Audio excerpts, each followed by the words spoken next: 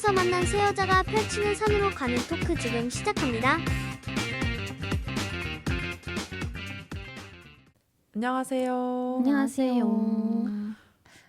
제가 어렸을 적 가장 좋아했던 디즈니 영화가 뮬란 2예요. 근데 이제 뮬란 2에 나오는 첫 번째 음악이 레슨 넘버 1이라는 노래인데 뮬란이 아이들에게 이제 무술을 가르쳐주면서 유연하면서 강해야 된다 이렇게 설명하는데 이제 애들이 못 알아듣는 거예요. 뭐 선생님 뭐 뮬란 어떻게 유연하면서 강해요? 막 이렇게 물어보니까 뮬란이 세상에는 모순적인 것들이 가득하단다 이러면서 이제 뭐 낮과 밤이라든지 뭐 여자와 남자라든지 뭐 등등 많잖아요. 이제 이런 것들을 나열하는 노래인데 그게 너무 인상 깊었거든요.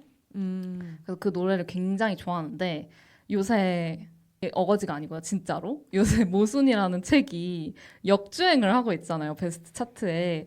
그래서 이제 깔깔이님과 제가 원래도 양기자 작가님의 모순을 추천을 받아서 깔깔이님은 읽으셨었고 그 다음에 이제 제가 읽었고 이제 궁금이님한테 영업을 해서 셋이 읽고 이거는 꼭 얘기를 해야 된다 해가지고 네, 오늘은 모순편 뭔가 책 소개도 하고 책에서 각자 느낀 바도 얘기하고 우리들의 어떤 삶에서의 모순이나 사랑에 대해서 얘기해보면 어떨까 해서 준비를 해봤습니다. 좋습니다. 레슨 넘버 1 짧게 불러주시나요? 뮬란 디즈니 플러스 구독하셔서 뮬란 2 유튜브도 있을걸요? 네, 직접 들으시는 걸 추천드립니다. 제 목소리보다 뮬란의 목소리가 훨씬 더 교훈 있게 다가올 거예요. 근데 이게 이 책을 추천받기 전에 제가 이제 두 분께 내가 요즘에 어떤 주제에 관심이 많고 어떤 생각을 많이 하는지를 말씀을 드렸을 때 이 책을 추천을 주셨잖아요. 그래서 뭔가 이 책을 읽고 모순이라는 주제에 대해서 관심이 갔다기보다 요즘 드는 생각들을 이야기를 하다 보니까 결국에는 내가 고민하는 인생의 모순에 대한 거다라는 게 되게 많이 느껴져서 이 책을 읽으면서도 내가 느꼈던 게 이런 감정이었구나. 이런 것들을 좀 깨닫게 되는 과정이었던 것 같아서 되게 좋았어요. 뭔가 저는 좀 어렸을 때부터 그 노래의 영향이었을 수도 있지만 그냥 삶이라는 게 모순된 거구나를 좀 일찍부터 인지하고 받아들이면서 살았던 것 같아요. 근데 뭐 제가 되게 좋아하는 드라이브 마이 카라든지 이런 영화에서도 좀 인생의 모순, 사랑의 모순에 대해서 얘기를 나누는데 사실 인간이란 진짜 모순된 존재고 그 어떤 아이러니함이 되게 철학에서도 많이 논의가 됐잖아요. 그래서 굉장히 흥미로운 주제라고 생각했고 그걸 굉장히 스토리로 잘 녹여냈다라는 생각이 들었습니다. 이 책을 읽으면서. 모순이 있을 수밖에 없는 것 같아요. 되게 변칙적이고 변수가 많은 존재가 인간이잖아요. 맞아요. 그리고 그래서 되게 근시안적이죠 또. 맞아요. 그래서 사람들이 되게 일관적인 사람한테 안정감을 느끼지만 한편으로는 되게 예측 불가능하고 변칙적인 사람한테 매력을 느끼고 이런 부분들도 다 모순과 관련된 이야기인 것 같아서 오늘 이야기를 좀 많이 해보면 재밌을 것 같습니다. 맞습니다. 그리고 제가 제일 따끈따끈하게 방금 갓 읽고 나온 사람이기 때문에 좀 신나서 얘기를 해보도록 할게요. 네, 활약 기대하도록 하겠습니다. 저랑 이제 깔깔이님 좀 돼가지고. 그쵸? 네. 깔깔이님 그 블로그에 보니까 모순 이렇게 인상 깊었던 구절을 5개나 게시글로 나눠서 올려놓으셨더라고요. 맞아요. 맞아요. 저는 딱 2쪽 표시했거든요. 그래요? 네. 표시한 두 쪽이 더 궁금한데요? 깔깔이님의 5 저는 너무 많아서 모순이네요. 아마 뭐 뒤에도 나올 것 같기는 한데 음. 저는 일단 하나만 공유하자면 그게 너무 인상 깊었어요. 사랑이란 그러므로 붉은 신호등이다. 켜지기만 하면 무조건 멈춰야 하는 위험을 예고하면서 동시에 안전도 보장하는 붉은 신호등이 바로 사랑이다. 사랑을 신호등에 비유한다는 게 너무 충격적이었다. 맞아요. 너무 잘 쓴다. 뭐 이런. 이게 그래서 신호등이라고 했을 때 신호등일 수 있지 생각하다가도 그게 정말 예측 불가능함과 안정성을 동시에 제공해주는 존재라는 게 되게 딱 와닿는 그런 표현인 것 같아서 되게 좋더라고요. 맞아요. 결국 책의 내용을 모르시는 분들을 위해 요약을 하자면 안전한 사랑과 혹은 이제 사랑이지 않을 수도 있는 안정감이라는 그런 감정과 예측 불허한 사랑, J와 P 사이의 남자 중에 나의 미래 배우자는 이런 선택의 기로에 놓인 여주인공에 대한 얘기이기 때문에 MBTI 이제 좀 과몰입에서 빠져나오지 않으셨나요? 이 명언은 제 요약이 아닙니다. 아, 네, 어? 많은 아니에요? 분들이 그렇군요. J와 P 중에 고르는 거다라고 아. 요약해 주시기 때문에 맞아요. 전 우선 이 책을 보고 인생에서 찰나에 지나가는 감정들 중에 찰나에 지나가지만 영향력이 크거나 되게 인상 깊은 감정들이 많잖아요. 근데 그런 감정들을 되게 까 뒤집어 본 기분이었어요. 그래서 되게 날 것의 사람의 정말 변칙적인 그 감정들을 다 묘사해 주신 이 작가님의 글들에 완전 매료가 돼가지고 네, 너무 재밌게 읽은 책이었고요. 공유하고 싶었던 구절은 저는 좀 인생 관련된 부분이긴 한데 읽어드리면 단조로운 삶은 역시 단조로운 행복만을 약속한다. 인생의 부피를 늘려주는 것은 행복이 아니고 오히려 우리가 그토록 피하려 애쓰는 불행이라는 중요한 교훈을 내게 가르쳐준 누구였다. 주인공이 아니라 주인공의 이모의 딸이 나오죠. 그리고 인간을 보고 배운다는 것은 언제라도 흥미가 있는 일이었다. 인간만큼 다양한 변주를 허락하는 주제가 또 어디 있으랴. 라는 내용인데 이게 뭔가 사람들이 불행이라고 하면 되게 부정적인 이미지가 강한 그 키워드잖아요.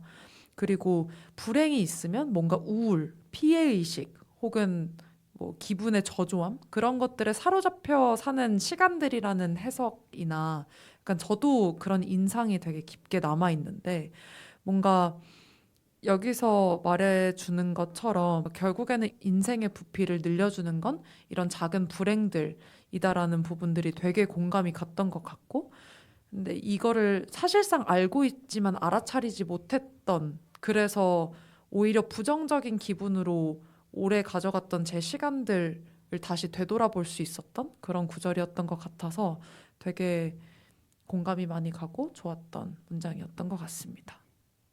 이게 제 두 번째 문장이었어요. 저도 이제 탈탈 털렸습니다. 네. 왜냐면 제가 안 그래도 그거랑 이거 중에 고민하고 있었거든요. 사실 방금 단칼님이 말씀 주셨던 거 그래가지고 통했네요. 네. 그러게요. 네. 깔깔님은 어떤 건가요?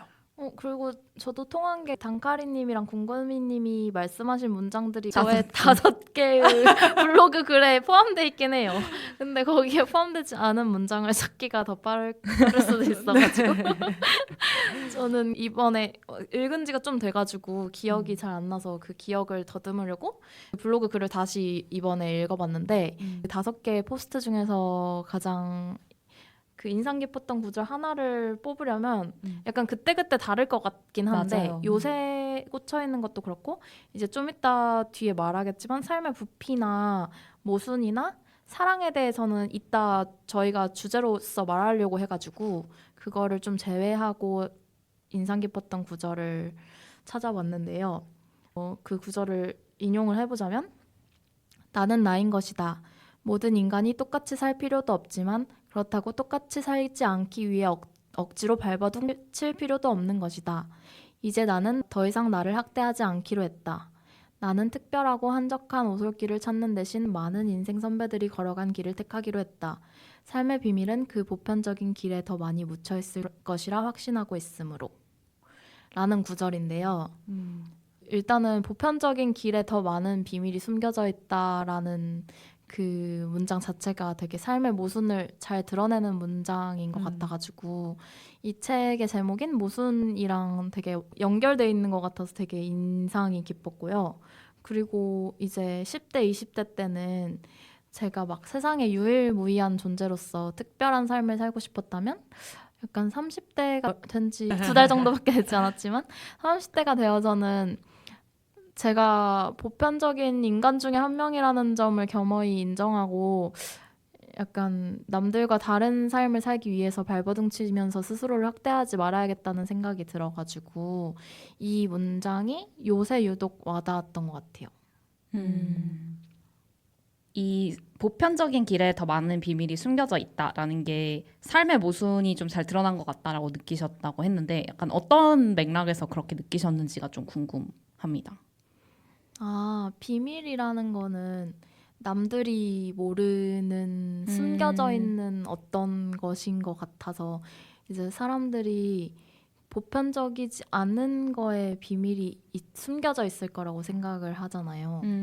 근데 막 유명한 일화에서 뭐 보물이 내 발밑에 숨겨져 있었고 막 이런 것처럼 보물이 딴 데 숨겨져 있을 거라고 생각해서 딴 데를 열심히 찾지만 사실은 내 안에 그리고 내가 있는 곳에 숨겨져 있다. 약간 이런 모순적인 뭔가 삶을 잘 표현했다고 생각했어요.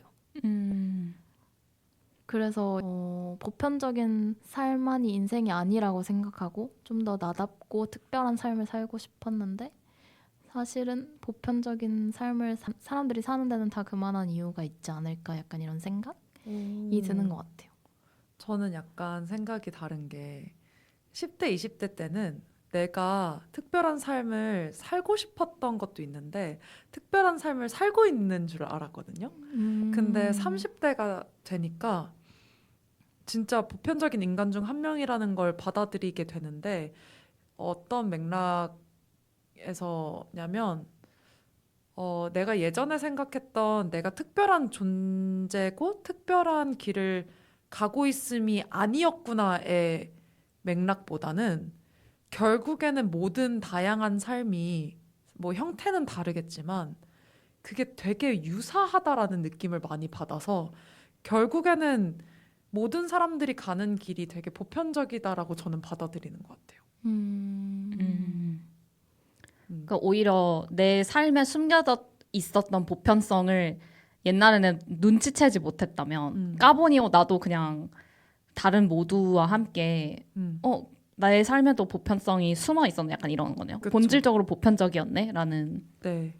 그리고 옛날에는 되게 이벤트 같은 것들로 내 인생은 특별해 이렇게 생각을 했다면 이제 30대가 되고 나서는 전체 인생 사이클에서의 구조라든지 구성이나 타임라인 같은 걸 보잖아요.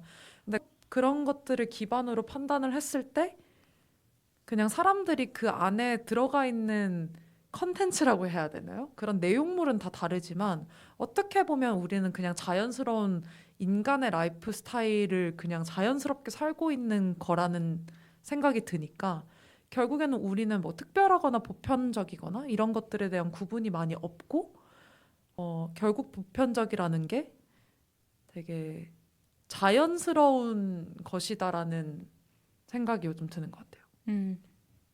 그렇습니다.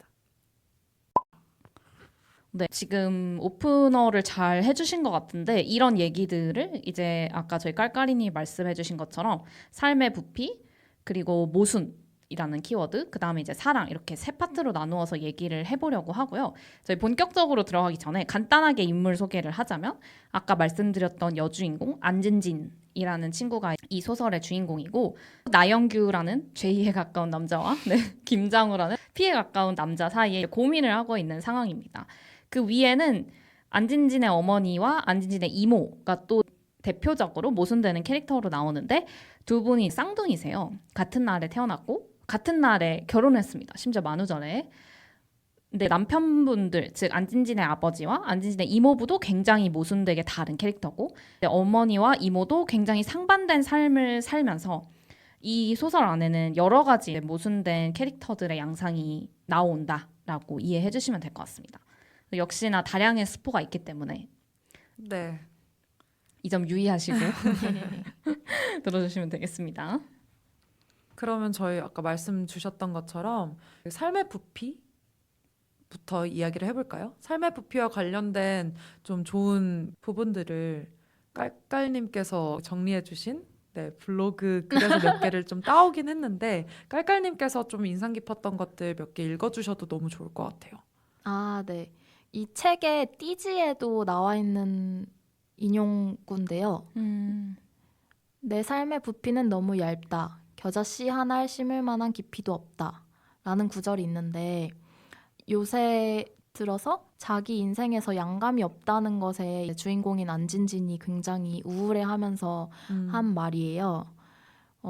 그러면서 또 하는 말이 20대란 나이는 무언가에게 사로잡히기 위해서 존재하는 시간대다. 그것이 사랑이든 일이든 하나씩은 필히 사로잡힐 수 있어야 인생의 부피가 급격히 늘어나는 것이다. 라는 말을 하거든요. 안진진이 20대 중반의 여성이에요. 더 이상은 이렇게 살 수 없어 하면서 갑자기 일어나서 경각심을 가지면서 소설이 시작되는데 그래서 소설 초반부에 자기가 20대인데 무언가에 사로잡혀서 인생의 부피를 늘려야겠다라고 다짐하는 구절입니다. 저 여기 하나 붙여도 되나요? 네네. 제가 이 소설 초반부에 되게 재밌다고 느꼈던 포인트가 안진진이 잠에서 깨면서 내 일생을 다 쏟아부을 수 있는 그러한 태도로 살아야겠다라는 깨우침을 얻고 깨잖아요. 그래서 방금 인용해주신 문장에서도 보면 그것이 사랑이든 일이든 하나씩은 필히 사로잡힐 수 있어야 인생의 부피가 급격히 늘어나는 것이다라고 하잖아요. 근데 여기 이 모순이라는 소설에서 보면 내가 인생을 다 걸고 열렬히 무언가를 하고자 하는 게 결국엔 결혼이잖아요. 그래서 이게 약간 이 책이 쓰여진 게 한 20몇 년 전이었나요? 그때 약간 시대상을 반영하는 재밌는 배경이다? 이렇게 좀 느꼈던 것 같아요. 뭔가 저희가 요즘 20, 30대 분들을 보면 내가 인생에서 뭐라도 해봐야지, 내가 열심히 살아야지라고 했을 때 그 수단이 결혼인 경우가 많이 없었던 것 같거든요. 물론 그런 분들도 계시겠지만. 근데 이 소설에서도 딱 처음에 안진진이 그렇게 깨우치고 깨어났을 때 안진진이 무언가 대단한 걸 하려나 보다. 정말 열심히 살려나 보다라고 느꼈는데 결국에는 되게 열렬히 결혼할 대상을 저울질해보고 만나는 것으로 이제 이야기가 흘러가잖아요.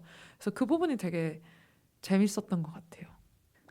그리고 이게 사랑이든 일이든 꼭 사로잡힐 수 있어야 인생의 부피가 급격히 늘어난다고는 하지만 결국엔 일도 그렇고 진짜 사랑도 그렇고 사실 선택하지 않잖아요. 제가 그런가요? 마지막에 나영규랑 결혼을 할 때는 음. 나영규에게 느끼는 감정은 사실상 사랑이라기보다 유사사랑이라는 표현이 나오잖아요. 사랑에 사로잡혀서 안진진이 나영규와 결혼했나라고 생각해보면 그건 또 아닌 것 같아서. 근데 뭔가 그래서 책 중반에 그런 얘기가 나왔던 것 같아요. 음. 내가 이제 열심히 사는 거 관둬야겠다. 그냥 흘러가는 대로 사는 것도 인생이다. 뭐 이런 맥락이 나왔던 것 같은데 뭔가 그게 탁 이렇게 끊기는 그런 브레이킹 포인트처럼 작용해서 뭐 내가 열렬히 사랑을 선택하기 위해서 고뇌하고 하는 거 그만둬야지. 뭐 맞아. 약간 그래서 이제 또 그런 좀 결론에 다다르지 않았을까라고 맞아요. 이해했습니다. 저는. 저는 자기가 요새 가장 우울해하는 것이 인생에 양감이 없는 거고 양감이 생기려면은 사랑 같은 거에 사로잡혀야 하는데 결국에는 말씀하신 것처럼 사랑을 선택하지 않는 것이 이제 모순이다. 그냥 그런 맥락에서 일부러 사랑을 선택하지 않는 결론을 내신 것이 아닌가 하는 생각을 하긴 했습니다. 근데 저는 그게 결국에는 이제 안의 삶은 원래도 안진진이는 자기가 양감이 없다고 생각했지만 사실 후반에 닥칠수록 굉장히 불행한 사건도 겪고 양감이 많아지잖아요. 맞아요. 그러다가 이제 양감이 없는 삶을 살았던, 그래서 좀 많이 우울해하셨던 이모를 보면서 이모에게 영향을 받아서 결국 이제 본인은 양감이 많았던 삶에서 이모와 같은 삶을 살아봐야겠다라고 선택을 하면서 나영규를 선택한 것으로 저는 이해를 했는데, 내가 양감 있는 삶을 살아봤으니까 양감 없는 삶이 궁금하잖아요. 그걸 결국 또 어쩌면 이게 우울하고 자신에게 맞지 않는 선택인 걸 직감적으로 안진진도 알면서도 그 선택을 한다는 거가 굉장히 모순이다라고 저는 좀 이해를 했던 것 같아요. 자신이 경험하지 않은 것에 대해 인간은 언제나 미지의 어떤 동경이라든지 궁금함이 맞아요. 있으니까 그게 안 좋은 선택임을 알매도 선택하는 것이 굉장히 인간의 모순적인 면모다라는 게 좀 드러났던 것 같아요. 그래서 이 글귀들과 관련해서 20대는 무언가에게 사로잡히기 위해서 존재하는 시간대라는 말에 좀 동의하시는지 다들 궁금해요. 어제 안 그래도 친구들하고 저는 얘기를 했는데 좀 덕력이 줄었다. 그러니까 뭔가 좋아하는 게 줄었다. 이런 얘기를 좀 하거든요. 저희 저번 인사이드 아웃 2편에서도 얘기했지만 행복할 일이 계속 준다라고 하잖아요. 성인이 되면. 그게 좀 즐거움이라든지 좋아함이라든지 행복이라는 감정의 피치가 계속 낮아지는 것 같아요. 뭐가 엄청 높지도 않고 오히려 낮아지면 낮아지지만 이제 높아지는 그런 이벤트가 많지 않은 것 같은데 그게 어떤가에 사로잡히고 이걸 위해 굉장히 많이 노력을 쏟고 하는 사건들이 계속 나이가 들면서 적어지는 게 아닌가 뭐 이런 얘기를 했거든요. 그런 면에서는 확실히 어렸을 때는 좀 더 내가 뭔가 열렬히 좋아하고 뭔가 열렬히 사로잡혀 있었던 게 아닌가라는 생각이 전 좀 들었어요. 맞아요. 저도 되게 공감이 가는 게 10대, 20대 좀 포함인 것 같은데 나이를 들면서 경험이 쌓이고 겁이 많아지잖아요. 그리고 무언가에 대한 가치에 대해서도 되게 정량화하기 시작하는 시기가 저는 30대라고 생각이 들거든요. 근데 그러면서 뭔가 예전에는 사로잡힌다라고 하면 되게 기회비용을 안 따지고 사실 이거 내가 좋으니까 내가 뛰어든다. 라는 개념으로 항상 몰입을 했던 것 같은데 30대가 되니까 이걸 선택했을 때 나는 무엇을 잃을 것인가를 먼저 고민을 하고 있는 제 자신을 발견을 하더라고요. 그런 것들을 봤을 때 내가 나이의 흐름에 따라서 아는 게 많아지고 겁도 많아지고 어떤 가치를 매기기 시작함에서부터 무언가에 이렇게 하나에 사로잡히기가 되게 어려워졌다라는 느낌을 받아서 저는 최근에 들었던 생각이 뭔가 내가 더 나이가 들면 무언가에 몰입하거나 사로잡히기 더 쉽지 않으니 더 늦기 전에 사로잡히는 경험을 최대한 많이 해야겠다라는 생각이 들거든요. 그래서 20대는 무언가에 사로잡히기 위해서 존재하는 시간대가 맞을 수도 있겠다라는 생각이 들었습니다.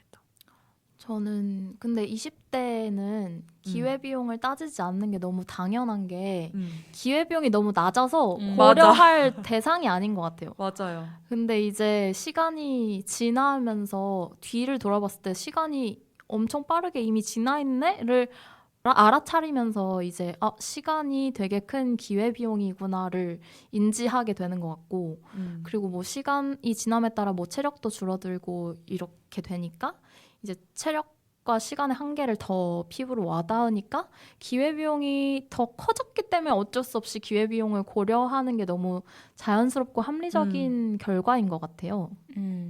맞아요. 근데 저는 딱 시간이라고 보기에는 사실 인생이 길잖아요. 그래서 시간이 부족하다 보다 뭔가 젊음이 되게 짧은 느낌이 들긴 해요, 저는. 그래서 젊음이 정말 기회비용일 수도 있겠다. 젊음이라 하면 어떤 체력적인 그런 걸 말씀하시는 건가요? 체력적인 부분도 있는 것 같고요. 저는 20대 때 제가 가졌던 모든 것에 대한 호기심과 순수한 탐구욕이나 이런 것들이 점점 없어져 가는 게 느껴지는데 그게 나이에서 오는 건가라는 생각도 좀 들어서 그런 것들이 충만한 시기를 저는 젊음이라고 보는 것 같아요. 단카리님은 어떠세요?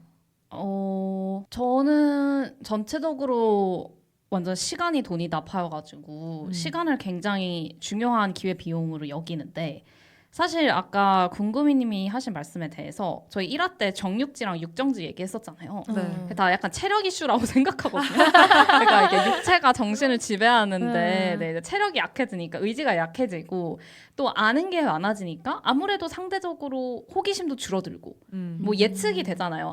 뭐 A를 저번에 해봤는데 비슷한 B를 보면 궁금해하기보다는 얘도 A 같겠지라고 유추를 한다거나 그게 어른이 돼가는 것 같아요. 그래서 뭔가 호기심이 줄고 이런 거는 의지가 약해지고 어른이 돼가는 과정이라고 생각하는데 그러면은 뭐 우리가 평생을 사실 20대처럼 살 순 없고 평생을 20대처럼 사는 것도 막 그렇게 바람직한지는 잘 모르겠어요. 그렇게 따지면 이제 남은 뭐 이제 성장해 가는 그런 나이대에 맞춰서 시간을 어떻게 잘 활용할 것인가가 되게 중요한 것 같다 해서 그런 면에서 시간의 기회비용이 큰 것 같은데 말씀하신 것처럼 이 사로잡힌다라는 건 되게 무조건적인 사랑을 줄 수 있어야 되잖아요. 뭐 이 사랑의 대상이 나에게 유용하든 유용하지 않든 간에 근데 이 시간적 기회비용 혹은 뭐 돈적인 그런 기회비용을 생각하게 되니까 현실적으로 그런 게 커지면서 더 사로잡히기가 확실히 어려운 것 같아요. 저는 특히 이 30대 여성분들이 좀 많이 공감하실 것 같은 게 출산의 생물학적인 나이가 있잖아요. 그러니까 진짜 출산이 엄청 큰 기회비용이어서 더 20대 여성과 30대 여성이 좀 체감하는 그게 다른 것 같아요. 시간의 기회비용이. 맞아요. 네. 그러면 무언가에 사로잡혀야 인생의 부피가 급격히 늘어난다는 말에는 동의하시나요? 저는 동의하는 것 같아요. 그러니까 어제 그래서 그 얘기가 나왔던 게 내가 요새 좋아하는 게 없어서 그냥 인생이 너무 무난하다 약간 이런 거죠. 근데 그 평온함이 싫다 이런 건 아닌데 제 입장에서 생각해봐도 확실히 무언가를 좋아하고 내가 막 마음을 쏟고 있을 때 되게 살아있음을 느끼는 것 같아요.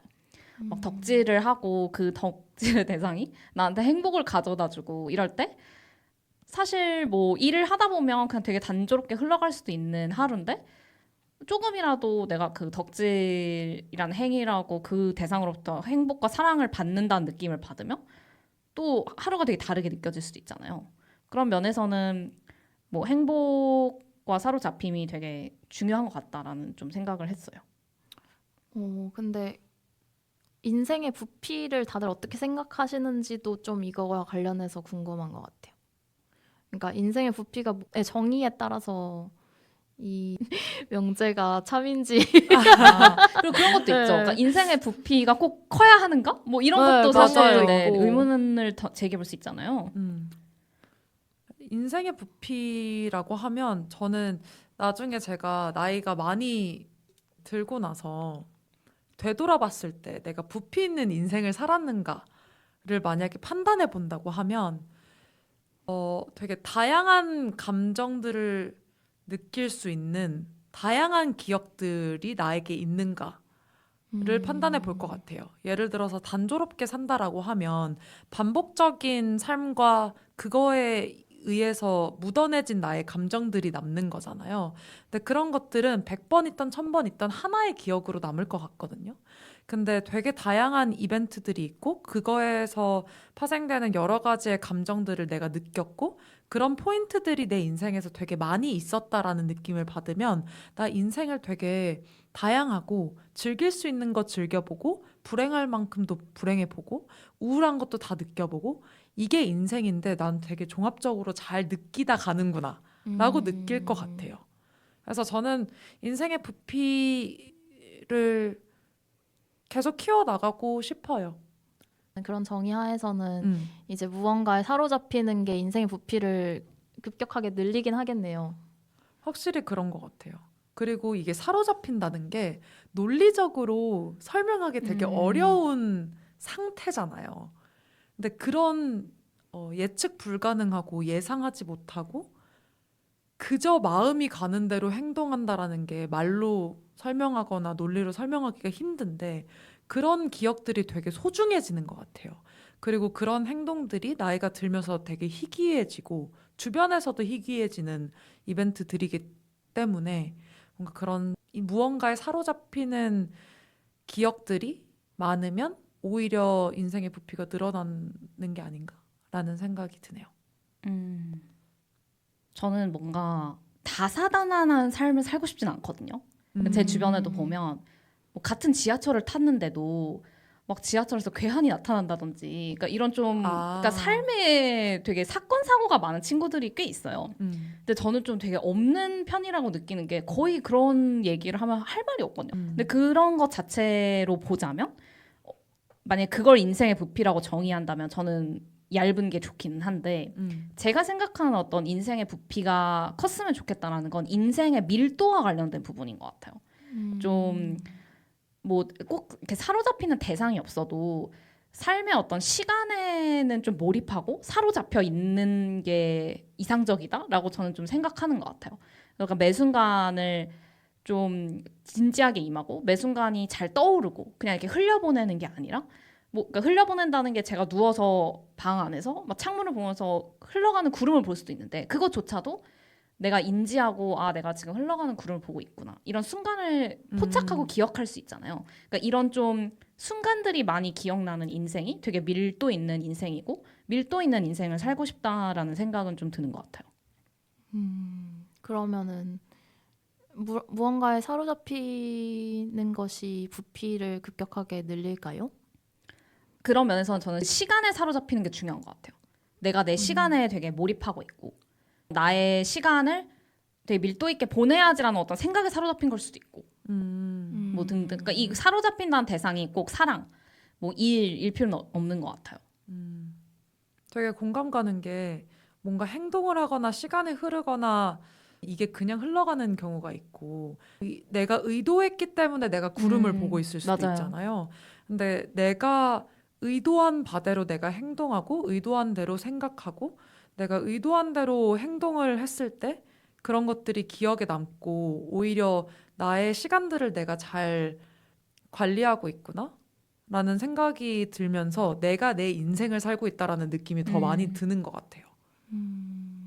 깔깔이님은 어떻게 생각하세요? 저는 딱히 별 생각이 없었는데 방금 단카리님이랑 궁금이님 얘기를 들으면서 뭔가 알아차리는 게 인생의 부피를 늘리는 건가? 약간 이런 생각이 들면서 아, 사람들이 그래서 명상을 하고 요새 명상이 인기인가? 약간 이런 생각도 했고요. 그리고 명상 외에도 기록하는 습관이 되게 인생의 부피를 늘려주는 것 같다는 생각도 했어요.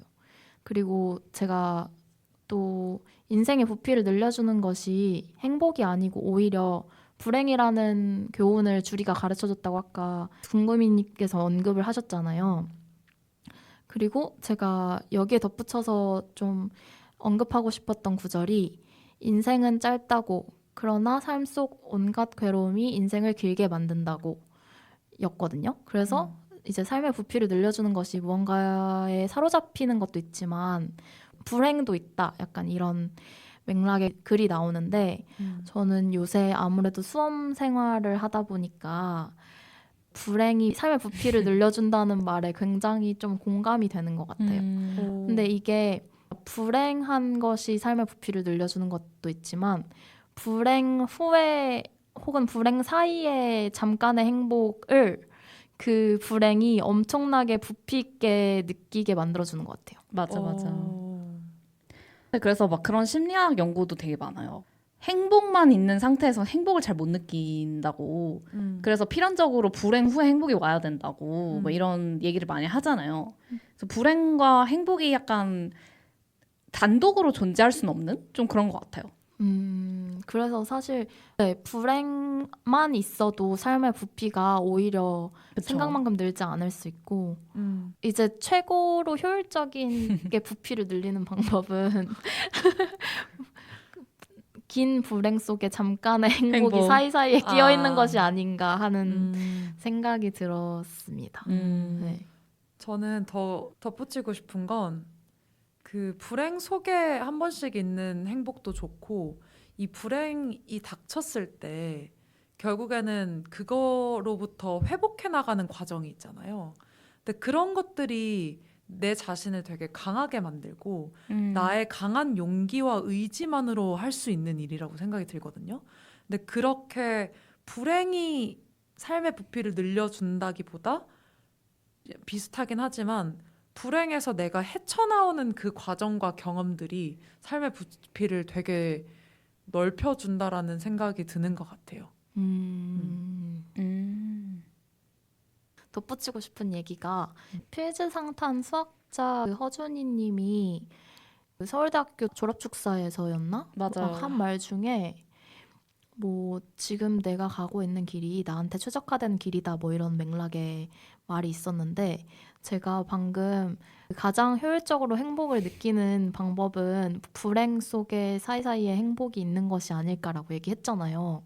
근데 그래서 불교 이런 교리에서도 인생은 고다 막 이러면서 되게 고통이 디폴트인 것처럼 얘기를 하잖아요. 너무 종교적인 무교입니다. 맥락이지만 최적화된 행복의 삶을 살기 위해서 이렇게 인생이 설계되어 있는 것이 아닌가 하는 갑자기 깨달음 같은 게 와서 뭔가 이 말을 공유하고 싶었습니다. 그러니까 잘 이해가 안 됐어요. 그러니까 우리가 불행을 길게 느끼는 게 행복의 한계 효용을 높이기 위해서 최적화된 인생이 아닐까 그런 생각이 들었습니다. 그렇죠. 결국에는 그러니까 저는 완전 인생의 고통의 양이 어느 정도 정해져 있다라는 거에 되게 동감하거든요. 네. 그래서 행복하다 보면 또 언젠가 불행이 찾아오고 또 고통의 양은 정해져 있으니까 또 불행하다 보면 행복이 찾아오고 이걸 되게 신용하는 편인데 말씀하신 것처럼 이 고통의 양도 어떤 최적화된 인생에 맞춰진 파라미터일 수도 있죠. 네. 근데 그런 건 있을 수 있는 것 같아요. 안진진의 엄마가 누가 봐도 객관적으로 굉장히 불우하고 힘든 삶을 살고 있지만 그 옆에 쌍둥이 이모는 그런 삶을 부러워하고 저게 행복이지라고 느낄 수 있다는 게 맞아요. 참 그게 인생의 아이러니가 아닌가. 음. 결국 행복과 불행도 되게 모순된 개념인데 그런 면에서 이제 조금 더 저희 삶 속의 모순에 대해서 좀 얘기를 해보면 좋을 것 같아요. 저희가 평소에 느끼는 모순, 내 존재 자체가 되게 모순적이라고 느낄 수도 있고요. 그래서 깔깔이님이 짚어주신 모순과 관련된 코트를 읽어드리자면 인생이란 때때로 우리로 하여금 기꺼이 악을 선택하게 만들고 우리는 어쩔 수 없이 그 모순과 손잡으며 살아가야 한다는 사실을 주리는 이라고 이하 이제 인물이 있습니다. 정말 조금도 눈치채지 못하고 있는 것일까? 옳으면서도 나쁘고 나쁘면서도 옳은 것이 더 많은 게 우리가 살아가는 세상이야. 이게 이제 줄이랑 주인공이 나누는 대화 중에 나오는 코트죠. 그러면서 이어서 나오는 멘트가 뜨거운 줄 알면서도 뜨거운 불 앞으로 다가가는 이 모순 때문에 내 삶은 발전할 것이다. 약간 비슷하게 이제 불행과 행복이 섞인 어떤 삶, 이 모순이 결국 양감을 늘려준다 이런 맥락인 것 같은데 여러분들은 삶 속에서 모순을 체감하시나요? 저는 요즘 더더욱 체감을 하고 있는데 저도 그렇고 제 주변 사람들도 보면 되게 안정감을 추구를 하잖아요. 그래서 안정감을 추구해서 무언가 그들의 상태가 안정적이게 되면 또 지루함을 느끼거나 혹은 거기서 불안감을 느껴서 또 불안정한 상태를 추구하게 되는, 그리고 그게 되게 반복적으로 보여지는데 그런 것들을 봤을 때도 되게 모순적인 것 같아요. 사람은 결국에는 안정감을 추구하다가도 안정감만 있으면 불안정함을 추구를 하고 그로 인해서 인생을 계속 살아간다라는 것 자체도 되게 모순적이라고 생각하는 것 같고요. 저는 근데 그냥 평소에 하루 제 기분과 행동을 되돌아보면 이미 모순적인 게 굉장히 많은 것 같던데요. 뭐 예를 들어 막 나는 되게 좋은 사람이고 싶어라고 생각하지만 막 하는 행동들 보면 진짜 너무 쓰레기인데 뭐 이렇게 생각할 때도 있고 네 저는 되게 겉으로 차분해 보이지만 사실 안에서는 거의 들끓고 있는 용암이거든요. 뭐 그런 것도 되게 모순적이라고 느껴지는 것 같고 네 오히려 모순적이지 않은 것을 좀 찾기가 찾는 더 게, 어려운 것 같아요. 맞아요. 뭔가 일에 대해서 느끼는 어떤 애증의 감정도 되게 모순적이라고 생각하고 뭐 가족에 대해서 느끼는 그런 양가적인 감정도 다 되게 모순적이잖아요. 맞아요.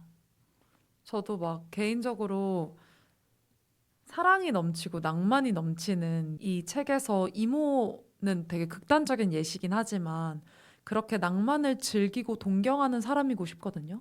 근데 저는 동경은 하지만 사실상 내가 너무 낭만적이지 않은 사람이라는 걸 요즘 많이 느껴서 그런 것들도 되게 모순적이다라고 느끼는 것 같아요. 사실 뒤에 뭐 사랑 얘기할 때 더 얘기가 나오겠지만 사랑이 진짜 모순적이죠. 아, 그렇죠. 나랑 어떻게 그렇게 다른 사람 만나서 지지고 볶고 힘들어하면서도 또 다른 사람을 추구하는 이 모순. 맞아요. 좋다가 싫고 싫다가 좋고. 그래서 이 사람을 왜 사랑하는지 모르겠는데 그냥 사랑하고. 근데 그 그냥이라는 말이 정말 설명이 안 되잖아요. 안 되죠, 안 되죠. 그런 것들이 되게 모순적인 것 같아요. 근데 결국에는 뭔가 뮬란의 노래에서도 그렇지만 부드러우면서 강해야 된다.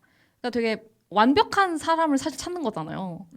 사람은 부드럽거나 강하기 마련인데 뭔가 둘 다를 갖춘 굉장히 모순적인 상태의 어떤 완벽한 사람을 찾는 건데 어쩌면 이 되게 모순적인 상태가 모자람이 하나도 없는 좀 완전한 상태일 수도 있겠다 이런 생각도 드네요.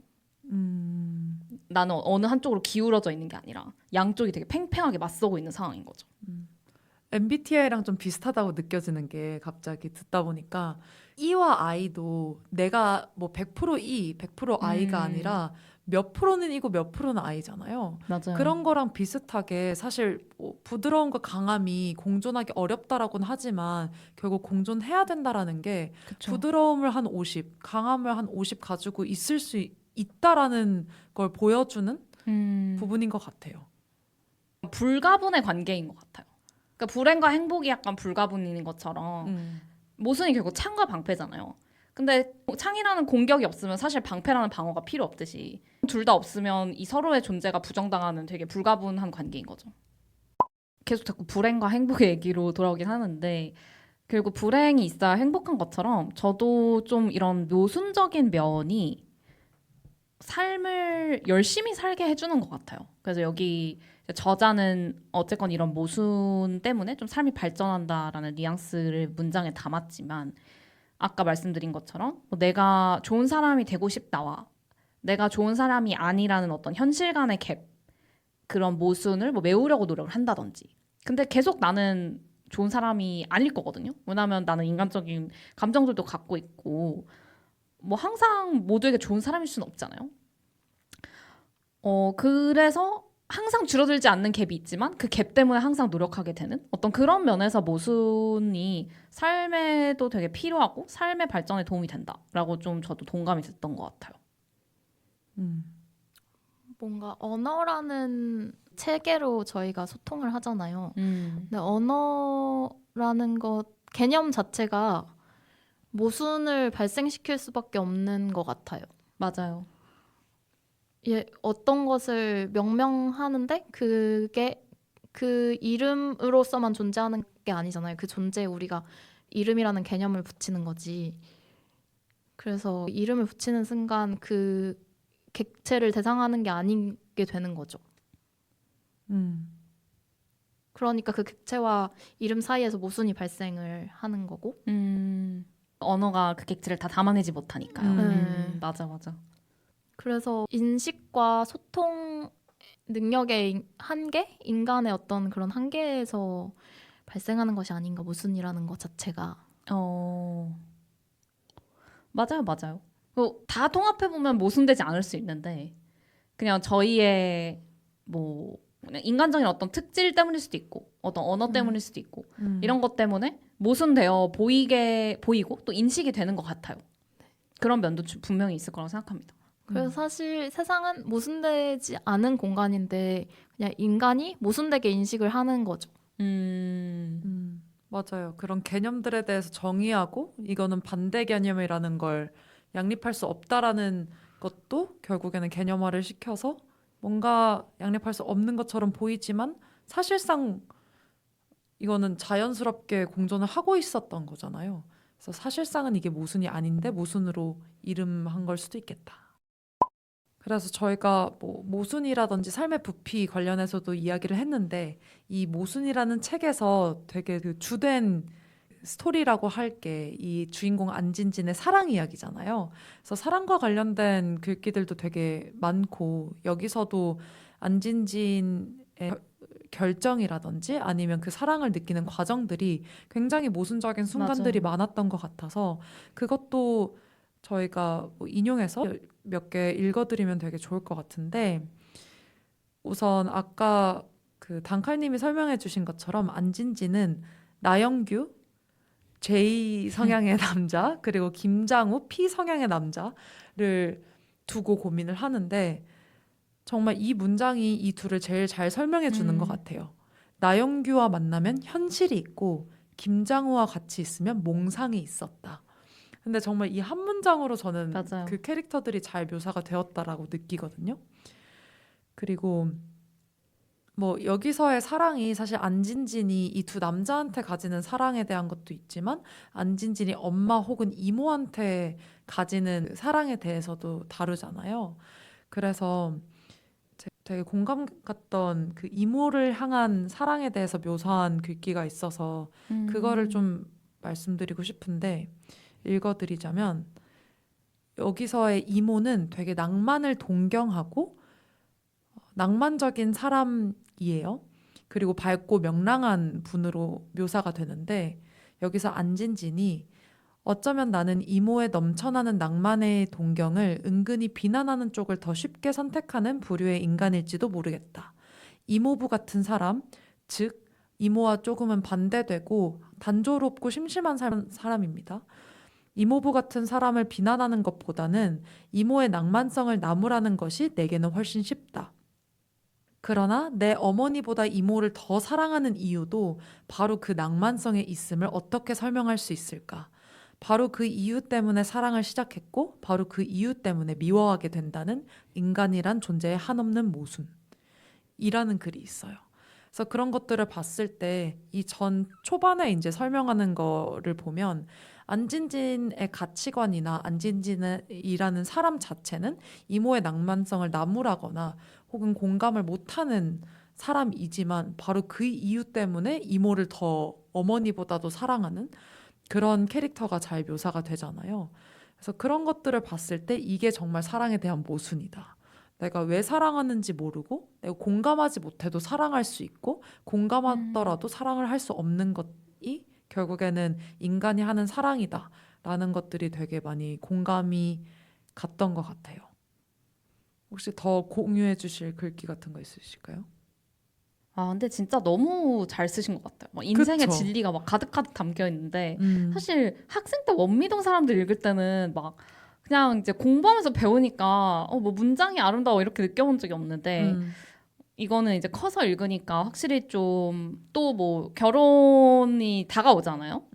그런 나이가. 그래서 더 공감이 됐을 수 있는데 뭐 인생의 모순 이런 걸 차치하더라도 어쨌건 이건 사랑의 모순을 캡처한다는 면에서만으로도 읽을 만한 맞아요. 가치가 너무 충분하고 사실 이혼하는 이유로 사람들이 사랑했던 이유 그 자체를 꼽는 경우도 많잖아요. 그러니까 결국 내가 장점으로 생각했던 그게 바로 이혼 사유가 된다는 경우가 많은데 결국 그게 아까 말씀해주신 어떤 사람을 사랑하는 이유이자 미워하는 이유로 이제 작성된 문장과 일맥상통하는 부분인 것 같아요. 맞아요.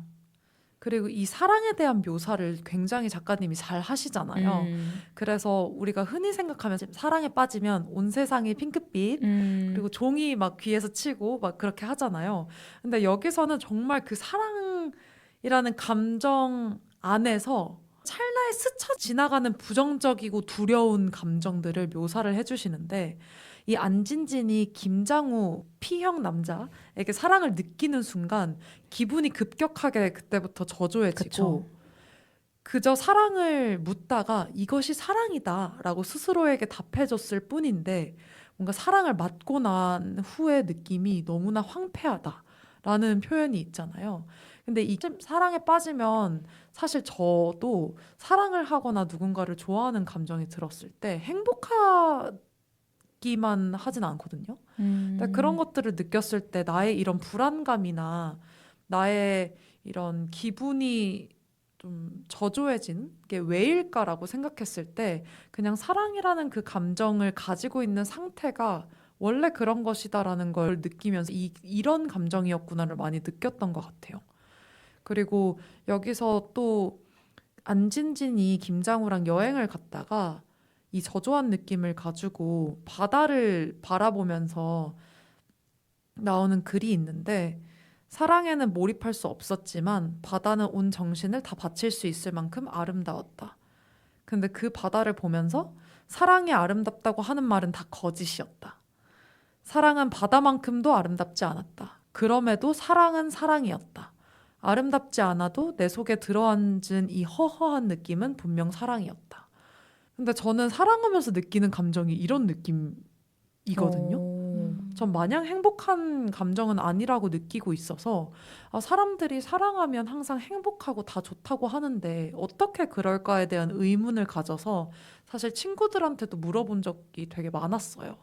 근데 이런 작가님의 표현과 묘사를 보면서 사랑이란 원래 그런 걸 수도 있겠다라는 걸 되게 느낄 수 있어서 그 책에서 나오는 사랑에 대한 묘사가 저한테는 되게 와닿았던 것 같습니다. 사실 사랑이 되게 무거운 감정이라고 생각하는데 어쩌면 안진진에게 김장우를 향한 사랑이 더 무거웠던 것은 안진진이 되게 숨기는 게 많았잖아요.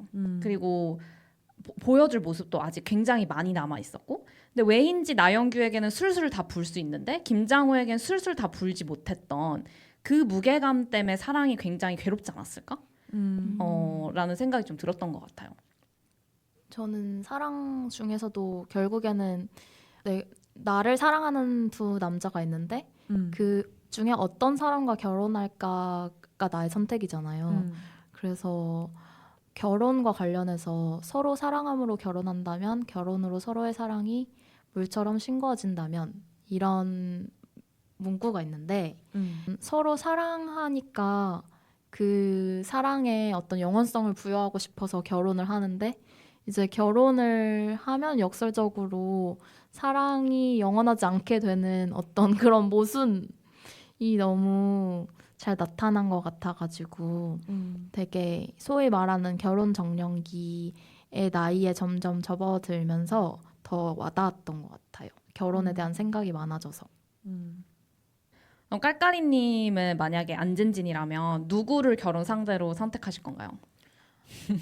저는 나영규를 결혼 상대로 선택할 것 같은데 이런 제 자신의 선택이 너무 슬펐던 게 저는 제 스스로를 김장우와 더 유사하게 인식을 하거든요. 근데 나라도 나랑 결혼 안 하겠다 약간 이런 맥락인가 싶어가지고 아니요, 반대가 끌리는 법이니까요. 맞아요. 그 반대여서 오히려 나영규랑 결혼하고 싶을 수도 있겠네요.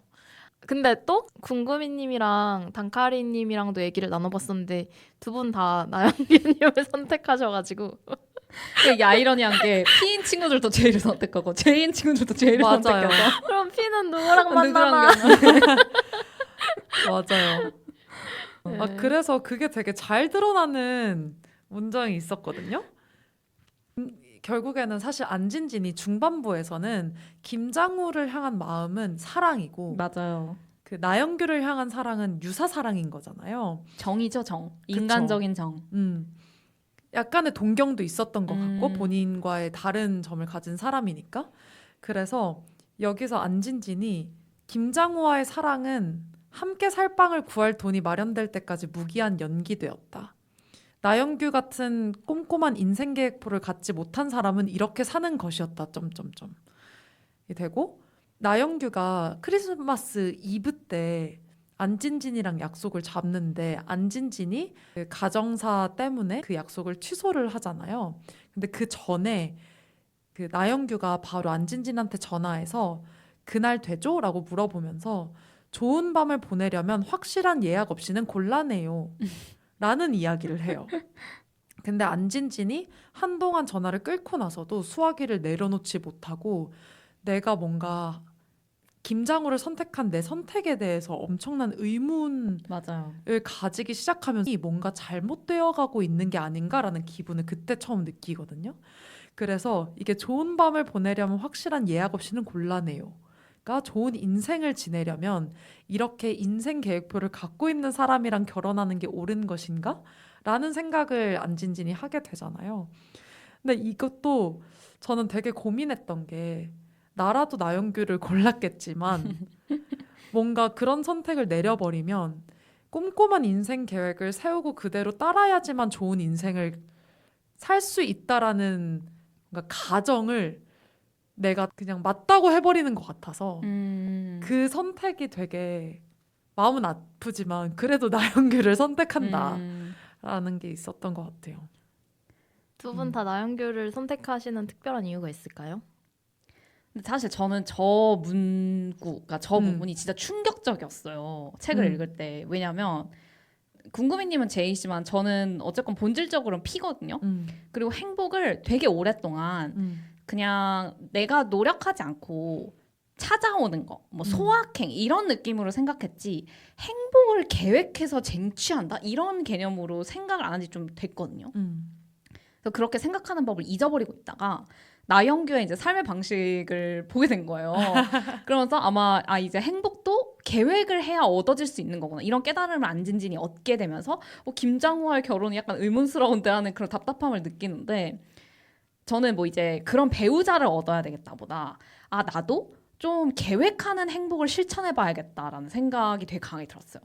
행복이 항상 그냥 찾아오기만을 기다리는 게 아니라 내가 계획하고 선제적으로 쟁취해볼 수도 있는 거구나라는 그 개념 자체가 너무 충격적이었고 그냥 나영규를 선택한 이유는 극J와 극P 중에 고르자면 극J가 낫다. 그런 면에서.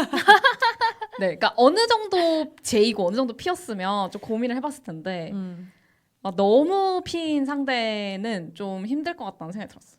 그래서 안진진이 김장우가 항상 말끝마다 괜찮아요? 괜찮아요? 괜찮나요? 막 이렇게 물어보니까 술 취해서 그 괜찮다는 말 좀 그만할 수 없냐고 그렇게 하잖아요. 근데 뭔가 김장우가 그런 부분에서는 되게 수동적인 P인 거예요. 그쵸. 되게 주도적인 P일 수도 있잖아요. 이렇게 즉흥적이고 하지만 결단을 잘 내리고 하는 P일 수도 있지만 되게 여리고. 수동적이고 여리고 어떻게 보면 더 섬세하고 그렇죠. 이런 남자인데 저는 그런 것들을 종합적으로 따져봤을 때 나영규가 더 낫지 않나. 그런 주도성에 있어서는 그게 더 좋지 않나라는 생각을 좀 더 가졌던 것 같아요. 근데 나영규는 사실 안진진이 1순위가 아니죠. 그쵸. 본인이 1순위고 뭔가 그냥 상상을 해보자면 사랑에 빠져있는 내 자신에 빠져있는 그런 이미지일 것 같은 맞아. 사람이잖아요. 근데 김장우는 정말 마음 깊은 곳에서 안진진 아끼고 사랑할 줄 아는 그런 사랑하는 능력이 있는 사람일 것 같아서 되게 고민을 많이 했는데 결국에 그런 낭만과 엄청 사랑이 깊은 사람에 대한 동경은 있지만 나라는 사람은 그렇지 않기 때문에 나영규를 선택하지 않을까라는 생각도 있는 것 같고 이거를 사실 제가 만나는 분한테 물어봤어요. 나는 나영규냐 김장우냐 제가 그걸 물어보려고 했는데.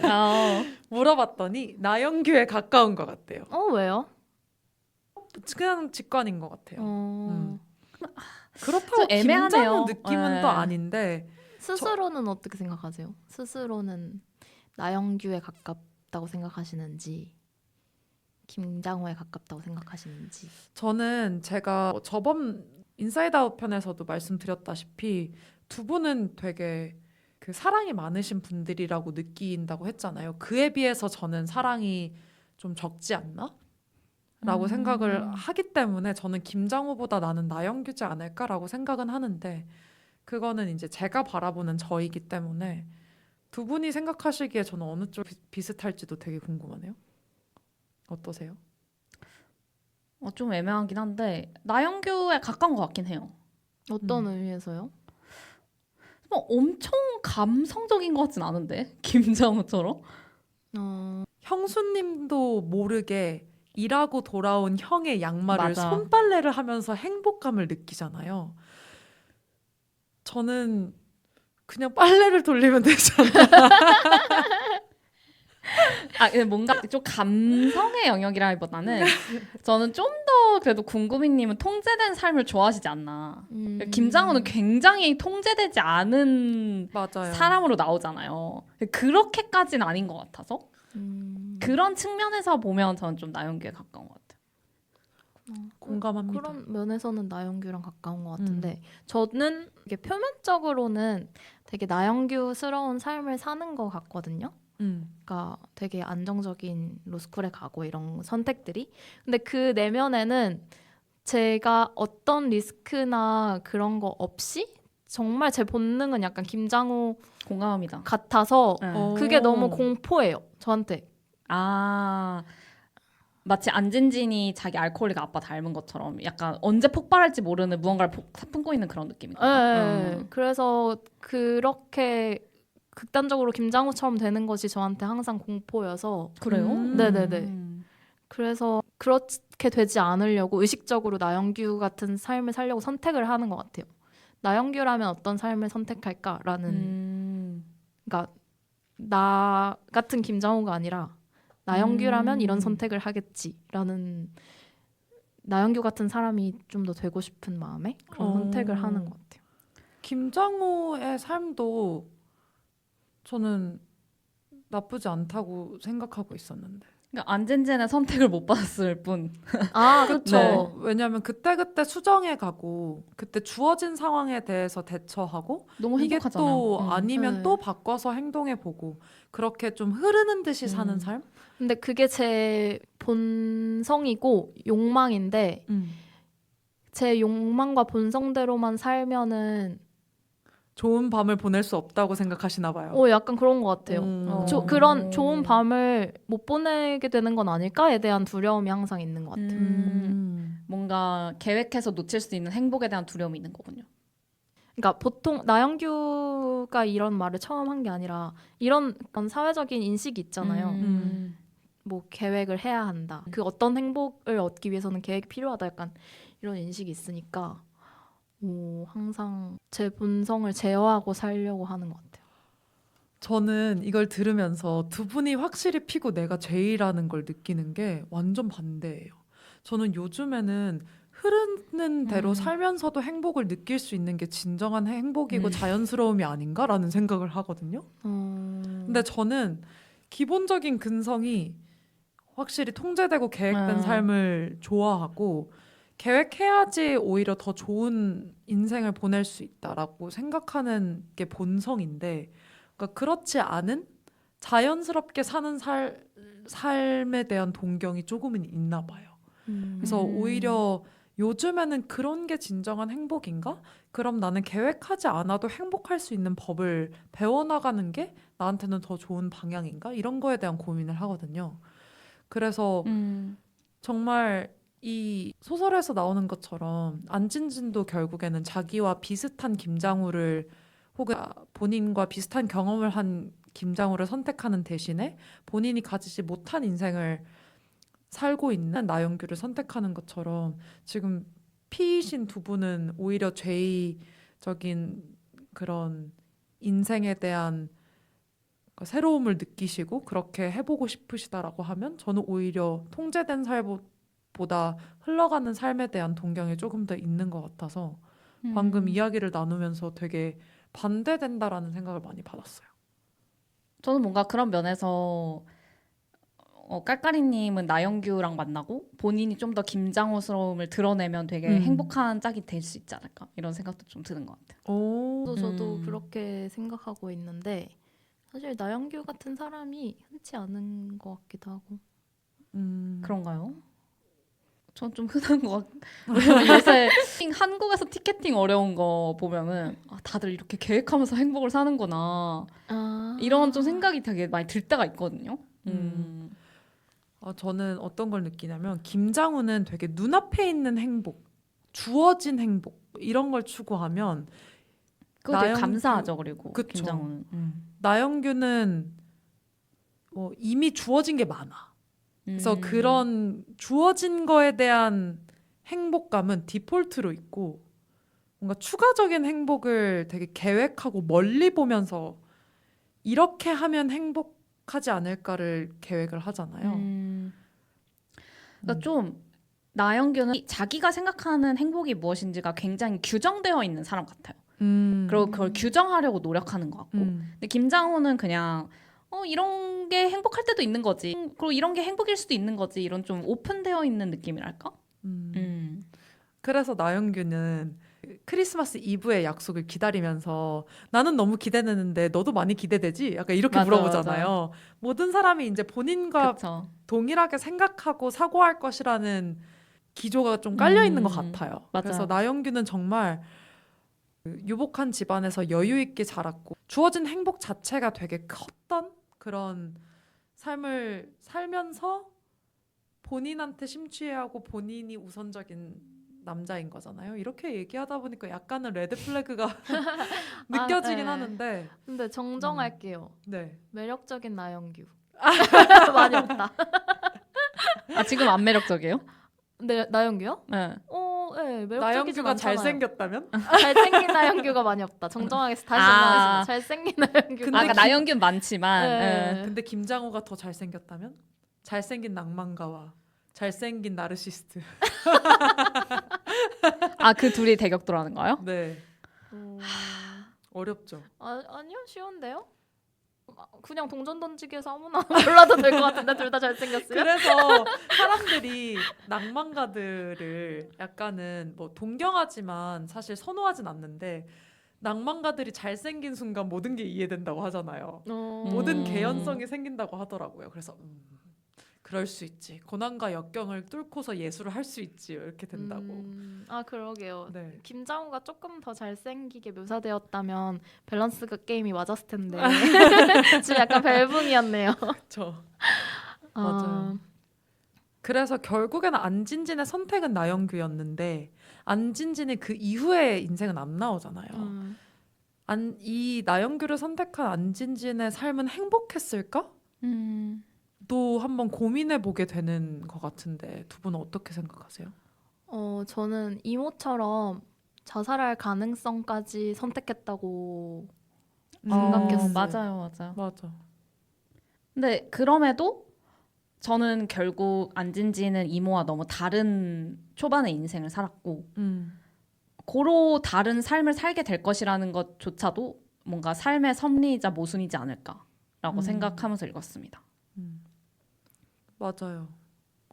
전 진짜 이모의 죽음을 겪고 나서 안진지는 김장호를 선택하겠다라고 생각을 했어요. 왜냐하면 저도 그 전에 안진진이 이모를 본인은 이제 나무라기 쉬운 그런 낭만에 대한 동경을 가진 이모를 사랑하잖아요. 근데 그런 사랑을 하는 대상이지만 그 이모가 자살이라는 선택을 했을 때 오는 충격이 되게 컸을 거라고 생각이 들거든요. 그래서 거기서 오는 허망함과 허무함을 느끼면서 그러면 결국에는 본인의 어머니와 이모를 보면서 두 가지 선택지 다 행복과 불행이 있고 각자 있는 행복의 종류와 불행의 종류가 다른데 어떤 거를 선택을 할까라고 했을 때 사람이라는 건 결국 생존을 하고자 하는 저는 마음이 본성이라고 생각이 들어서 뭔가 위험을 느끼고 김장우를 선택하지 않았을까? 그리고 이 사랑이란 감정이 모순적이지만 끌려다닐 수밖에 없는 감정이잖아요. 그렇기 때문에 이 20대 중반의 여성인 안진지는 김장우를 선택하겠지 생각을 했는데 그리고 아까 위험한 줄 알면서도 뛰어드는 게 사랑이잖아요. 그런 맥락으로 봤을 때 김장우를 선택하는 게 잘못이고 뭔가 더 위화감이 드는 선택인데도 불구하고 선택할 줄 알았거든요. 근데 딱 갑자기 나영규를 선택해서 결혼한대. 헉했어요. 근데 이 부분에 대한 설명이 사실 너무 없었다라고 좀 아쉬움을 표한 제 친구 독자들도 있기는 했는데 근데 저도 처음에 그냥 당연히 김장우를 선택하겠거니 또 내용도 약간 그런 식으로 계속 맞아요. 전개가 돼서 기대를 했지만 또 막상 어떤 말미에 그런 사건들이 끝나고 나영규를 선택하는 게 이해가 굉장히 잘 되기도 했어요. 그게 참 아이러니했다. 그것 자체도 모순적이죠. 예. 또 김장우를 선택했으면 그거 나름 이해를 했을 것 같아요. 맞아요. 나영규를 선택한 것도 이해가 가고 맞아요.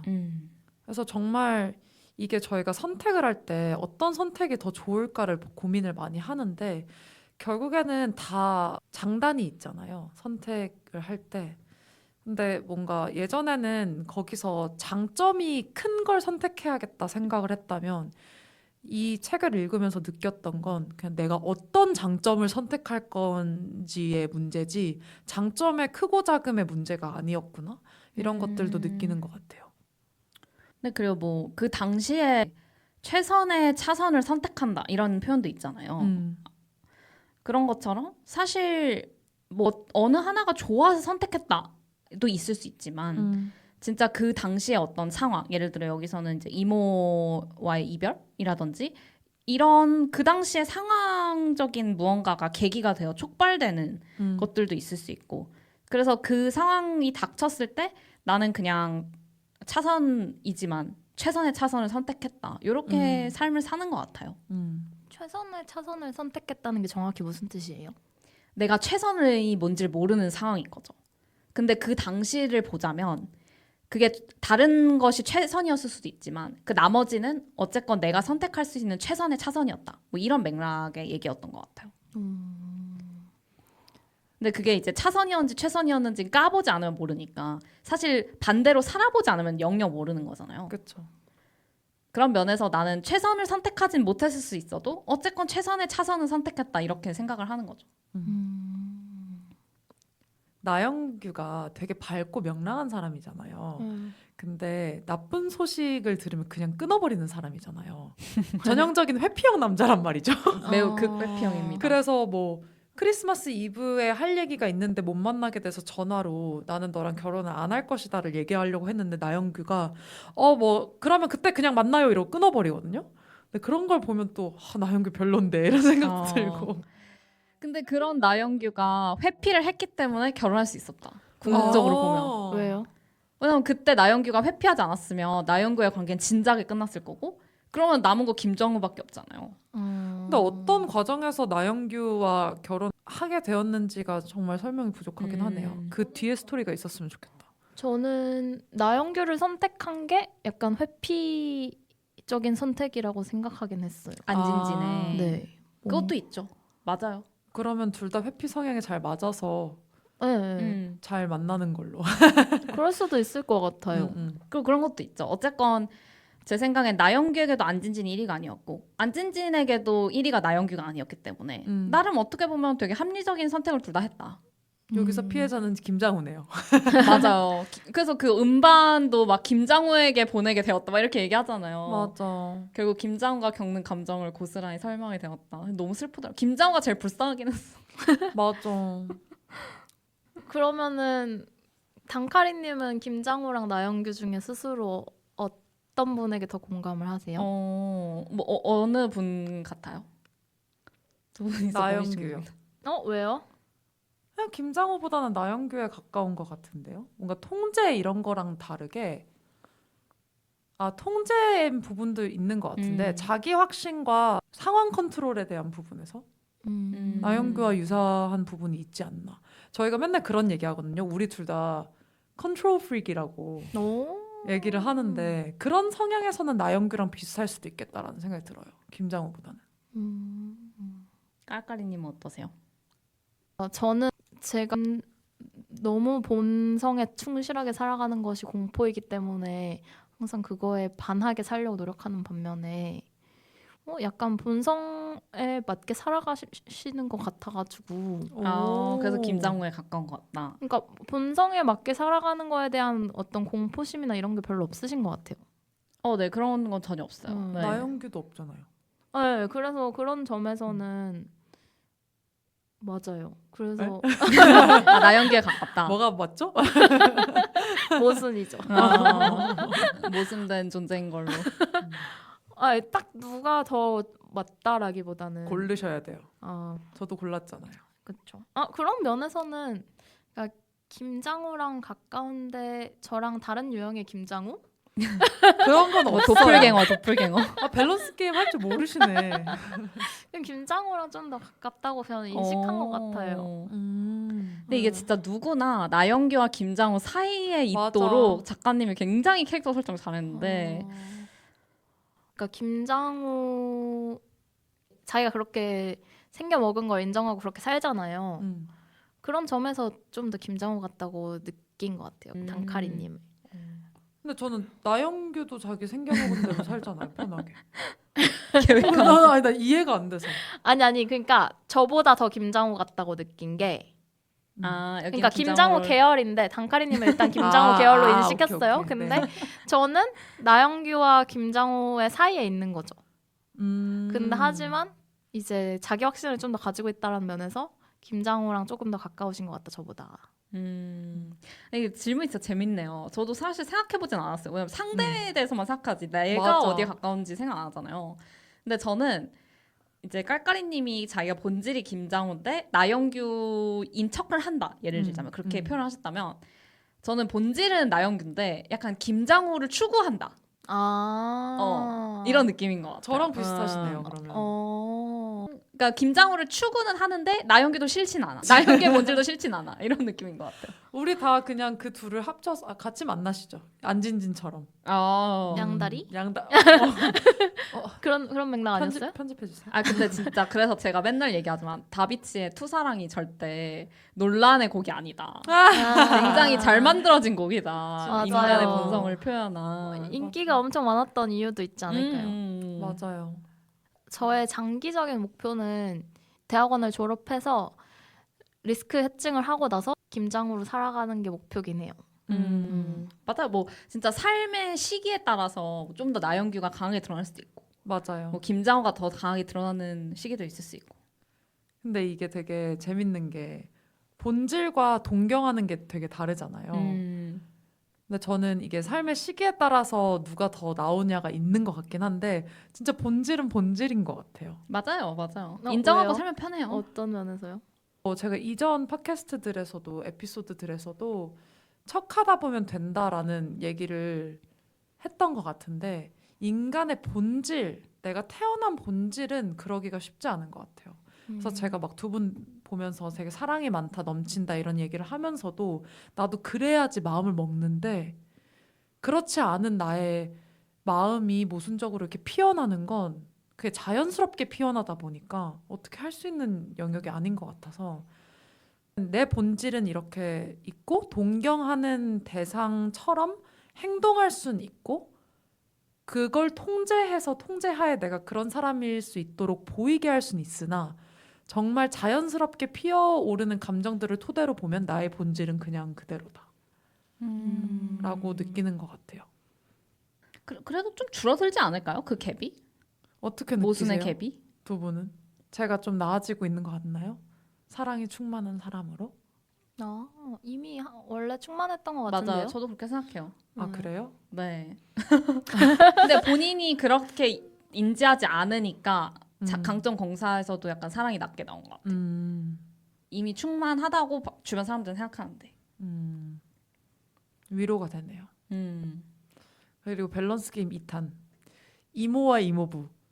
이모와 이모부 중에 어떤 게 밸런스? 누가 더 가깝다고 생각하냐고요? 가깝다고 생각하는지도 좋고 배우자로 누가 좋은 것 같은지도 좋아요. 이건 좀 근데 좀 생각보다 쉽네요. 아 그래요? 저는 둘 다 이모요. 이모랑 살고 싶어요? 이모는 너무 싫어요. 듣는 이모부 기다리세요. 죄송해요. 아니 나영규랑 다를 바가 없는데 왜 싫으세요? 오히려 나영규보다 더 다정해요. 근데 그러니까 이게 모순인데요. 그러니까 김장우 대 나영규냐라고 한다면 약간 나영규인데 이모 대 이모부냐라고 하면은 그러니까 저는 이모는 별로 모나지 않았어요 저에게. 그러니까 이모랑 안 살 이유가 없다. 근데 이모부는 좀 싫은 점이 있다. 그래서 단점을 개수로 보자면 이모가 승이다. 이모부는 뭐가 싫어요? 이모부요? 심심한 거? 아니요 그 가식이 싫어요. 가식이 가식이 아니에요. 그러니까 엄청 가식이 사랑하고 아닌데. 다정하잖아요. 그러니까 그 사랑이 근데 굉장히 그러니까 결국 나영규도 되게 자기의 삶이 완벽해야 되기 때문에 뭔가 안진진과 정해진 시기에 결혼하고 안진진과 결혼해야 되고 이런 게 있는데 그게 좀 소설에서 이모부가 더 저는 가식적으로 느껴졌던 것 같아요. 진짜요? 네. 뭔가 더 나영규의 나이 들어서 더 경직된 버전? 나영규는 아직 약간 말랑말랑하고 뭔가 바뀔 여지가 있어 보이는데 이모부는 이미 글렀다. 약간 이런 느낌? 저는 나영규가 훨씬 재수 없는데 아. 저는 이모부가 심심하지만 절대 나쁜 사람이 아니라고 나오거든요. 근데 그게 거의 20몇 년 동안 그 결혼 생활 유지하면서 정말 가족들이랑도 시간을 많이 보내고 다정하기도 다정하고 좋은 데도 많이 가고 이런 좋은 것들을 최대한 많이 보여주려고 했다고 느꼈어요. 근데 그 대신 이제 심심하고 변동이 없는 사람인 거죠. 예를 들어 항상 어디를 가면 너 사진 하나, 내 사진 하나, 우리 사진 하나 끝나고 무조건 앨범에 넣고. 어떻게 보면 나영규랑 비슷할 수는 있겠나요? 예를 들어서 비슷해요, 공식이 비슷해요. 있는 느낌이에요. 네네. 이렇게 해서 이렇게 하면 난 됐어. A랑 B 했으니까 C 하면 됐어. 약간 이렇게 느껴서 뭔가 행동하는데 공식 같은 것들이 정해져 있는 느낌이라 뭔가 인생은 모순이 있고 변수가 있으니까 재밌고 자극적이고 부피가 커지는 건데 그에 비해서 되게 단조로운 삶일 수는 있겠다라는 생각이 드는 것 같아요. 근데 이걸 뭐 작가님이 의도하신 건지는 전혀 모르겠는데 그냥 제가 받은 이모부의 느낌은 나영규와 속성이 굉장히 비슷하지만 말씀하신 것처럼 전체적으로 나는 아버지 역할을 해야 돼. 아니면 남편의 역할은 이거니까 이걸 해야 돼. 라는 느낌이 굉장히 강했고 그래서 제 느낌에는 안진진의 아버지가 아버지 역할 하나도 못했지만 안진진이 아버지라고 진정 느꼈던 그런 게 있었잖아요. 뭔가 부성애를 느끼잖아요. 안진진은. 근데 이모부에게는 부성애를 전혀 느낄 수 없을 것 같아요. 그냥 이 아빠가 그냥 애들한테 멋진 곳을 보여주는 게 좋은 아빠지. 그러니까 난 이 역할을 해야지 라고 느껴질 것 같지. 아빠가 나를 위해서 이걸 한다라는 느낌이 전혀 없을 것 같고 마지막에 이모가 죽었을 때 당신이 어떻게 나한테 이래 막 이렇게 얘기를 하는데 그 절규가 너가 없어져서 너무 슬퍼 이게 아니라 우리의 완벽한 가정을 네가 이렇게 깨트려 약간 이렇게 저는 들렸거든요. 거기서 정남이가 확 떨어졌어요. 너무. 진짜요? 네. 근데 이게 작가님이 의도하신 표상인지는 모르겠으나 그 약간의 뉘앙스 차이가 저는 좀 있었던 것 같아요. 저는 그렇게 안 느끼고 너가 어떻게 나한테 이래는 정말 사랑하는 사람은 나와 같이 늙어가는 걸 희망할 것이다라는 기대와 믿음이 있잖아요. 근데 그 과정에서 그 믿음을 저버린 거에 대한 배신감을 그렇게 울부짖었다고 생각했거든요. 이모부의 굉장히 긍정적인 버전으로 보신 거고 저는 이모부의 이제 굉장히 나쁜 버전으로 읽은 거죠. 아니 근데 이제 그런 맞아요. 제 생각에 그 뉘앙스 차이가 어디서 나오냐면 안진지는 나영규를 그래도 좋아했잖아요. 뭐 사랑하진 않았어도. 맞아. 근데 이모는 이모부를 좋아하지 않았잖아요. 후반부로 갈수록 어쨌건 막 이모부랑 신혼여행 가서 뭐 먹었던 파스타도 이모부랑 갔었나? 뭐 거의 기억이 안 날 정도로 이모부와 이모부에 대한 삶의 방식에 굉장히 환멸을 느끼고 있었던 것 같고 저는 이모에 좀 이입을 하면서 봤었기 때문에 이미 이모부 이미지가 나락을 갔다라고 생각했던 것 같아요. 저는 오래전에 읽어서 이모부에 대한 인상이 정확하게 기억이 남지 않긴 한데 저는 당연히 이모 같은 사람이랑 결혼하기 싫은데. 왜요? 너무 낭만파요? 아니요. 그냥 저는 배우자한테 어느 정도의 책임감과 이런 거를 기대를 하는데 일단은 뭐 자기가 이렇게 조절할 수 없는 상황에서 극단적인 선택을 한 거여도 그게 가족들한테 정말 씻지 못할 상처를 주잖아요.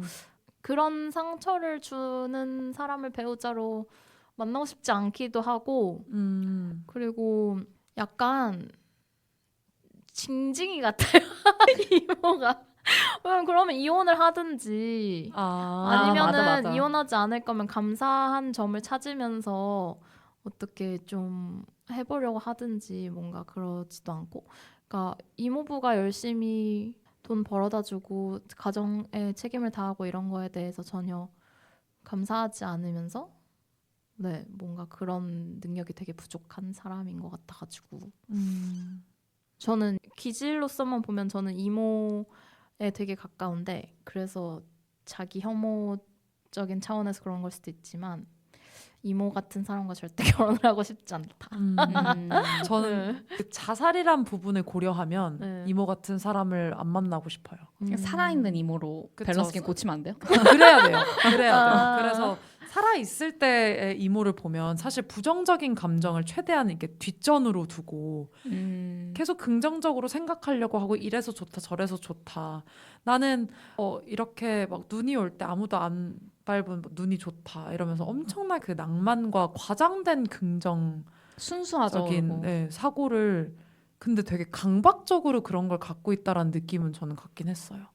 그쵸? 거기에 매달려 있는 느낌 있잖아요. 맞아요.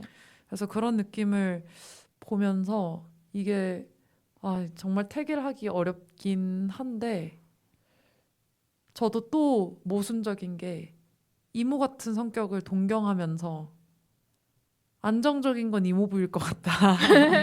이런 생각은 조금 더 드는 것 같아요. 근데 만약에 이모부랑 이모 중에 제가 어떤 역할이었으면 좋겠냐면 나는 내가 이모부의 역할이었으면 좋겠다 생각했어요. 정말요? 왜요? 내가 이모여서 외로움과 단조로움을 느끼는 것보다 이모부여서 그냥 평온한 네. 상태가 좋은 거죠. 그런 게 조금 더 좋지 않나? 라는 생각을 했던 것 같아요. 내가 외로움을 느끼는 쪽보다는 안 느끼는 쪽이 좋다 이렇게 생각하는 것 같아요.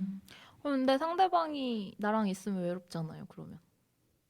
저 나영규라 결혼할 아니 저 나영규라 그런 거 몰라요. 아니고 그렇죠. 그렇긴 하네요. 근데 사실 이모부는 몰랐겠죠. 이모가 외로운 걸. 맞아요. 몰라요. 그리고 자살의 이유를 전혀 모르겠죠.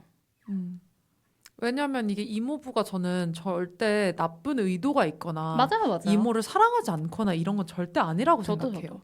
그냥 표현의 영역이고 이 사람의 그냥 시스템이 그렇게 구축이 되어 있는 거기 때문에 본인의 사랑을 표현하는 방식은 항상 사진을 담아두고 그 사진을 앨범에다가 넣어놔서 이걸 고이 간직하고 좋은 데 있으면 데려가고 그러니까 본인의 사랑의 표현의 방식이 그런 거잖아요.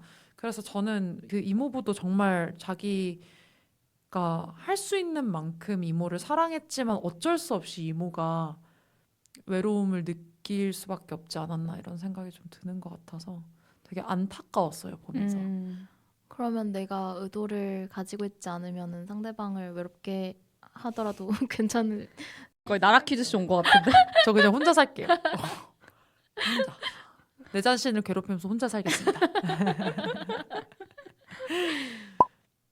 저희가 이렇게 다양한 모순들에 대해서 막 이야기를 하다 보니까 시간이 진짜 많이 지났는데 정말 얘기하다 보니까 인생은 끝없는 모순인 것 같아요.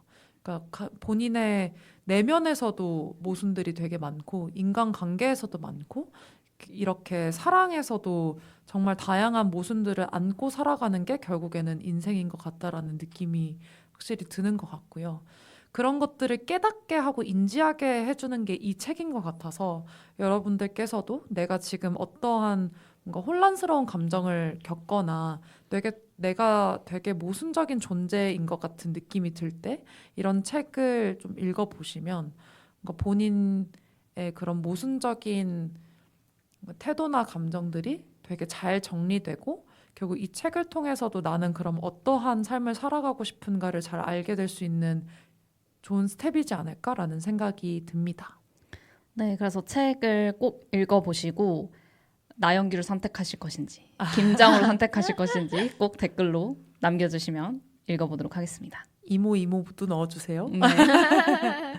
네, 그럼 저희는 다음 시간에 또 더 재밌는 주제로 만나겠습니다. 안녕.